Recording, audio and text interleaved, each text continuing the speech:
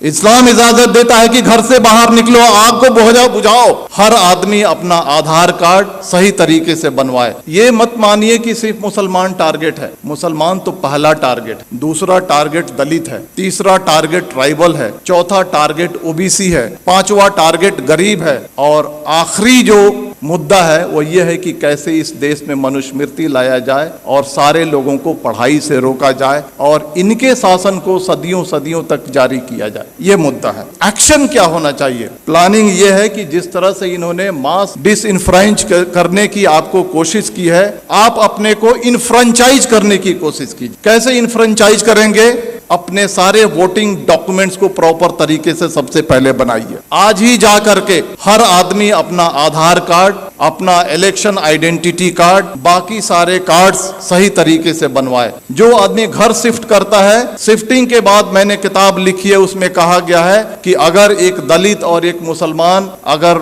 अपने घर को शिफ्ट करता है तो उसके नाम को डिलीट कर दिया जाता है। आप जहां पर जाते हैं नए तरीके से अपने नाम को ऐड कीजिए। आपके मेल को फीमेल लिखा जाता है, आपके फोटो को चेंज कर दिया जाता है। बीजेपी के लोग फॉर्म नंबर 7 के थ्रू आपके वोटर आइडेंटिटी कार्ड को चैलेंज करते हैं। बिना इंक्वायरी के इलेक्शन कमीशन आपके वोटर आइडेंटिटी कार्ड को खत्म कर देता है। आप सजग नहीं है। सबसे पहले आप सजग होइए, सबसे पहले अपने कार्ड्स बनाइए। कार्ड्स बनाने के बाद जो वोटर लिस्ट है उसको उठाइए और देखिए कि महमूद आलम अगर लिखा हुआ है तो उसका स्पेलिंग सही है क्या, हम मेल हैं तो मेल है क्या, फीमेल हैं तो फीमेल है क्या, हमारा फोटोग्राफ है क्या। इन सारी चीजों को इंश्योर कीजिए और इंश्योर करने के बाद आप यूनाइट होइए। और यूनाइट होने के बाद जिस तरह से इलेक्टोरिकली ये सरकार आपके सर पे बैठी है, उसी तरह से इलेक्टोरिकली इस सरकार को उठा के फेंक दीजिए। जिन लोगों ने कहा था माइनॉरिटीज, मुस्लिम्स, क्रिश्चियन, सिख,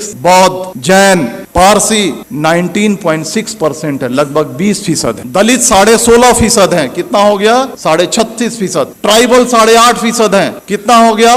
45% हो गया। अगर सेकुलर जो हमारे ओबीसी हैं और सेकुलर जो हमारे अपर कास्ट हैं, अगर इनको मिला दिया जाए तो हमारी तादाद 60 के ऊपर जाती है। और अगर हम चाह लें प्रॉपर तरीके से यूनाइट हो जाएं, प्रॉपर तरीके से अज़्म कर लें, प्रॉपर तरीके से साइलेंट रिवॉल्यूशन के लिए अगर हम तैयार हो जाएं, तो इस सरकार को हम इलेक्टोरिकली उखाड़ फेंक सकते हैं। और इसके लिए आपको तैयार होने की जरूरत। तो मेरे कहने का मतलब है कि दोस्तों, ये जो सारी चीजें जो आपके सामने फैक्ट्स हो रही हैं, ये हिंसा नहीं है, ये मणिपुर नहीं है, ये कश्मीर नहीं है, ये यूसीसी नहीं है, ये सीएए नहीं है। ये एक ही है कि आपको मास स्केल पे कैसे डिसइंफ्रेंचाइज किया जाए, वोट देने के अधिकार से आपको कैसे वंचित किया जाए। इस बात को समझिए, अपने वोटिंग राइट्स को समझिए। आपकी इस देश में कदर व कीमत क्यों है? क्योंकि आप वोट देते हैं। जिस दिन आपके वोटिंग राइट को खत्म कर दिया जाएगा, आप कीड़े मकोड़े हो जाएंगे। चाहे वो कोई भी समाज हो, चाहे वो दलित समाज हो,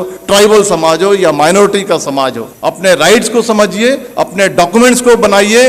और आने वाले इलेक्शन में मैं कहना चाहता हूं कि वोट करना ये लगना चाहिए कि 100% दलितों ने, 100% मुसलमानों ने, 100% ट्राइबल ने वोट किया है। और अगर आने वाले इलेक्शन में अगर आप वोट नहीं करते हैं तो समझ जाइए कि आप अपने मजहब को धोखा दे रहे हैं, आप अपने देश को धोखा दे रहे हैं। अगर बाहर आग लगी हो और घर के अंदर अगर हम चैन से बैठते हैं, इस्लाम इसकी इजाजत नहीं देता है। देखिए, आपके सामने जो बातें हो रही हैं आज, इस चर्चा सत्र के 2 पार्ट है। एक पार्ट है यूसीसी और दूसरा पार्ट है मॉब वायलेंस। हम दोनों को अलग अलग चर्चा करेंगे। पहला मैं कहना चाहता हूं, हम यूसीसी को हम लेते हैं। आज से 6 महीना 1 साल पहले आपने देखा होगा कि लव जिहाद और धर्मांतरण इस देश का सबसे पहला मुद्दा था। अलग अलग रियासतें अपने अपने रियासत में कानून बना रही थी। कर्नाटक की बीजेपी सरकार कानून अलग से बना रही है, मध्य प्रदेश की सरकार अलग से कानून बना रही है, हरियाणा की खट्टर सरकार अलग से कानून बना रही है,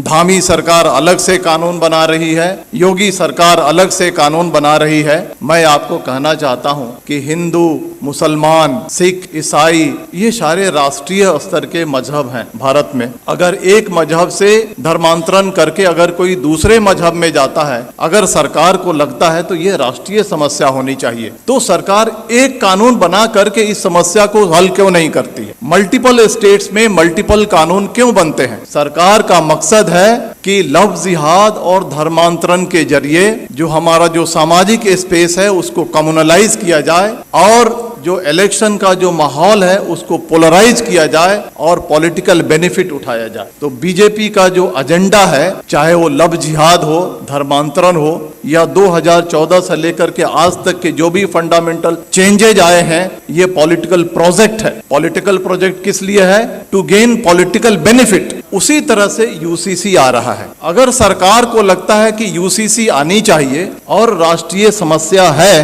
तो आसाम का चीफ मिनिस्टर हिमंता बिस्वा शर्मा क्यों कहता है कि हम पॉलीगेमी पे कानून बनाएंगे?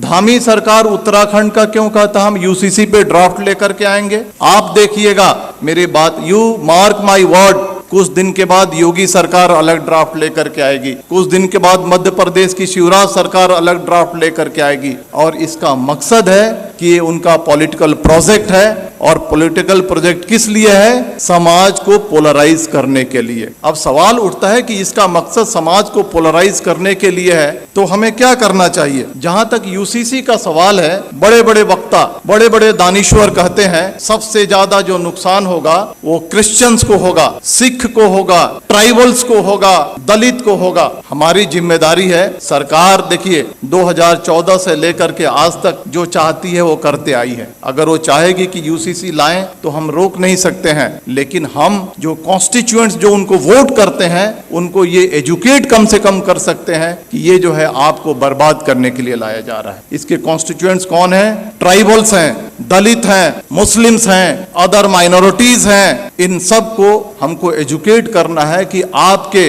Different language, different culture, different रहन सहन आपके मजहब को बर्बाद करने के लिए लाया जा रहा है। और ये हिंदू कल्चर नहीं थोपा जा रहा है, ये brahmanical mindset, upper caste Hindu mentality को कमजोरों पे थोकने की ये साजिश है। इसके लिए हमको देश को आगाह करने की जरूरत है। अब आते हैं मॉब वायलेंस में, क्योंकि वो ज्यादा देश के सामने एक बड़ा समस्या है। आपने देखा होगा कि जब भी मॉब वायलेंस होता है तो इसके दो पार्ट हैं कि जो बातें रिपीट हो रही हैं उसको बोलने की जरूरत नहीं है। जो पेपर में आता है, जो सोशल मीडिया पे आता है, जो वक्ताओं ने कहा है, it's a matter of record, उसको रिपीट करने की जरूरत नहीं। हम क्या नया रखते हैं उसका ज्यादा महत्व है। मॉब वायलेंस के दो पार्ट हैं, एक जो एक्चुअल जो विजिलेंटे ग्रुप और एक सरकार जो खामोशी से उसका सपोर्ट करती है। जो विजिलेंटे ग्रुप है, जो एक्चुअल क्राइम कमिट करता है, आज फ्रीली घूम रहा है, हथियार कलेक्ट कर रहा है, क्राइम कर रहा है, माइनॉरिटीज पे वार कर रहा है,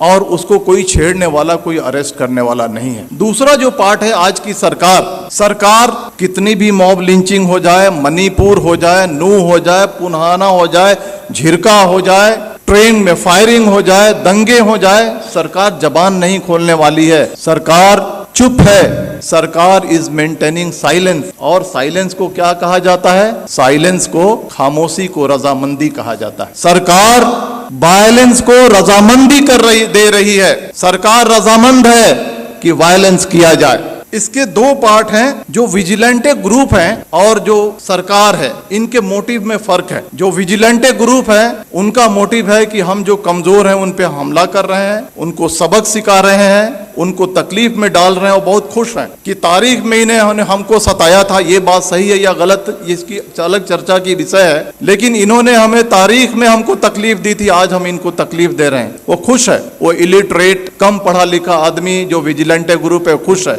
लेकिन जो सरकार, जो ऑर्गेनाइजेशन आरएसएस इस देश को चला रही है, उनका जो एजेंडा है वो एजेंडा बिल्कुल ही अलग है। वो एजेंडा है मास डिसइनफ्रेंचाइजमेंट की, यानी मास स्केल पे आपको वोट देने से वंचित किया जाए। इसको मैं समझाऊंगा, आप मुत्तफिक नहीं होंगे मेरी बातों से, लेकिन मैं समझाऊंगा।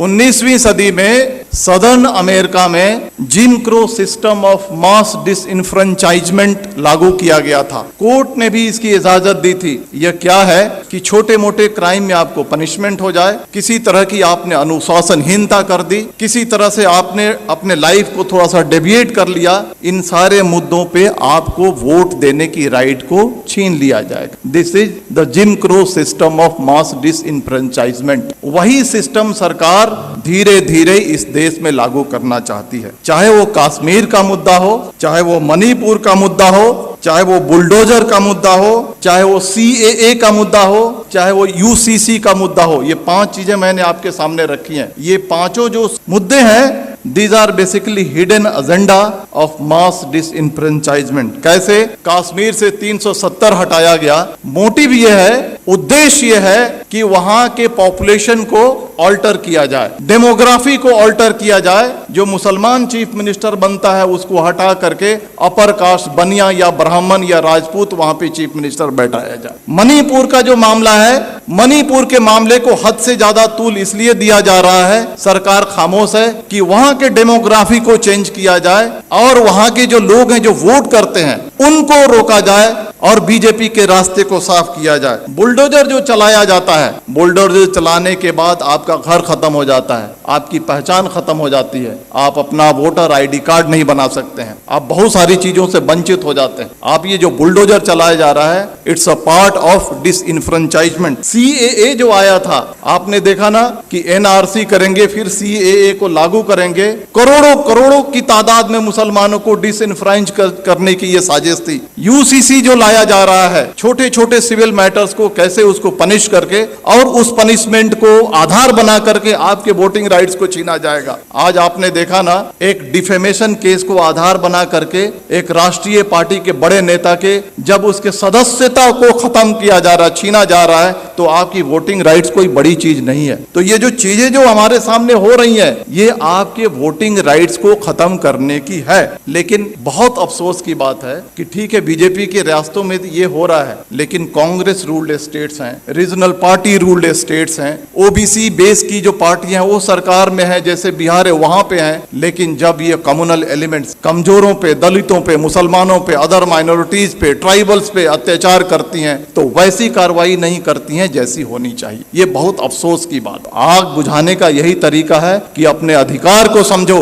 ये नहीं कि हम तफरीह पे निकल गए, ये नहीं कि हम बिहार के हैं तो हम बॉम्बे में हैं तो हम वोट नहीं करेंगे। 10-10 हजार रुपए खर्च करो, फ्लाइट से जाओ, 1 महीना की तनख्वाह को अपने खर्च करो, लेकिन जहां पे तुम्हारा वोट है वहां पर जाकर के 100% ऐसा रिकॉर्ड होना चाहिए, हिस्ट्री में ये बात आनी चाहिए कि आने वाले इलेक्शन में जितने जो कमजोर तबके थे भारत के, उन्होंने 100% वोटिंग की, और तभी जाकर के ये देश बचेगा। इतनी ही बात करके मैं अपनी बात खत्म करता हूं। धन्यवाद।